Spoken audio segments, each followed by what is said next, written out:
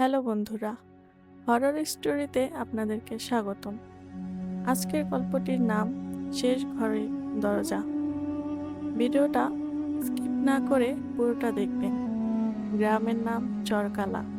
এই গ্রামে একটা বাড়ি আছে, সবাই যাকে বলে শেষ ঘরের বাড়ি। বাড়িটা রাস্তার একদম শেষে, তারপরে আর কিছু নেই।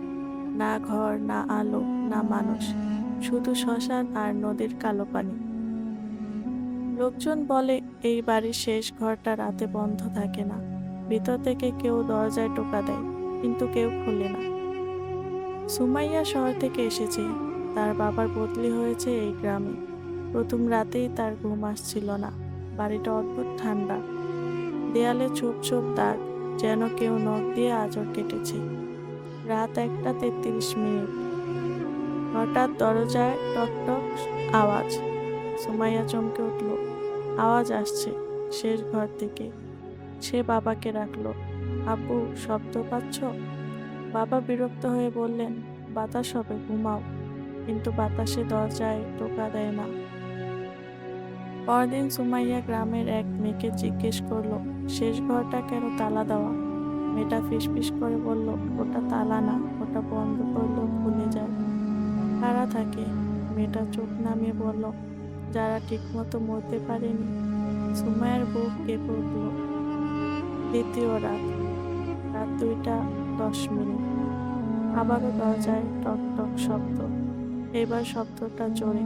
সুমাইয়া উঠে বসে। হঠাৎ কেউ দরজার ওপাশ থেকে বলল, তুমি জেগে আছো, তাই না? কণ্ঠটা একদম তার নিজের মতো। সে চাদরের ভেতর ঢুকে পড়ল। কণ্ঠটা আবার বলল, আমি তোমাকেই ডাকছি। পরদিন সে শেষ ঘরে দরজার সামনে দাঁড়ালো। দরজাটা পুরনো, কাঠি নখের গভীর দাগ। দরজায় লাল রঙে লেখা, খুলিও না। কিন্তু দরজার নিচ দিয়ে কালো পানি বেরোচ্ছে। পানি না, রক্তের মতো। তৃতীয় রাত, রাত 2:17। ধুম ধুম করে দরজায় কিসের জন্য শব্দ। এইবার দরজায় কেউ আঘাত করছে। মায়ের কণ্ঠে ডাক, সুমাইয়া, দরজাটা খোল মা। কিন্তু তার মা তো পাশের ঘরে ঘুমাচ্ছে। সে চিৎকার করে উঠল, আম্মা। মা দৌড়ে এলো। সব থেমে গেল। বাবা রেগে গেলেন, এই বাড়ি নিয়ে ভয় পাস না।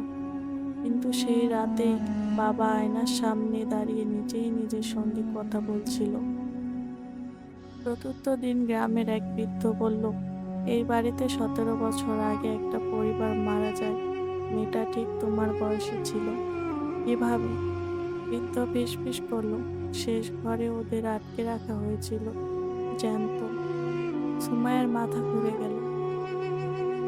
চতুর্থ রাত, রাত 2:17।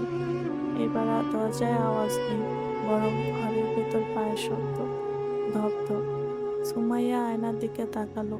আয়নায় সে একা না, তার পেছনে একটা মেয়ে। মুখ পুরে কালো, চোখ নেই, মুখ দিয়ে কালো তরল ঝরছে। মেয়েটা বলল, এবার তোমার পালা। সুমাইয়া দৌড়ে শেষ ঘরের দিকে গেল। দরজা খোলা। ভেতরে ঢুকতেই দরজা বন্ধ। অন্ধকারে ভেসে এলো অনেক কণ্ঠ, আমাদের জায়গা দাও, তুমি থাকবে, আমরা মুক্ত। দেয়ালে লেখা, একজন গেলে বাকিরা যাবে। পরদিন গ্রামের লোকেরা বাড়িতে ঢুকে দেখে শেষ ঘরে দরজা বন্ধ। ভিতর থেকে কোনো শব্দ নেই, কিন্তু আয়নায় লেখা, এখন দরজায় আমি টোকা দিই। আর রাত 2:17 দরজায়, যদি তোমার ঘরের দরজায় টোকা পড়ে, তাহলে মনে রেখো, শেষ ঘর খালি থাকে না। তো বন্ধুরা, আজকের ভিডিওটা এই পর্যন্তই। দেখা হবে পরবর্তী পার্টে। ভিডিওটা ভালো লেগে থাকলে অবশ্যই লাইক অ্যান্ড সাবস্ক্রাইব করুন।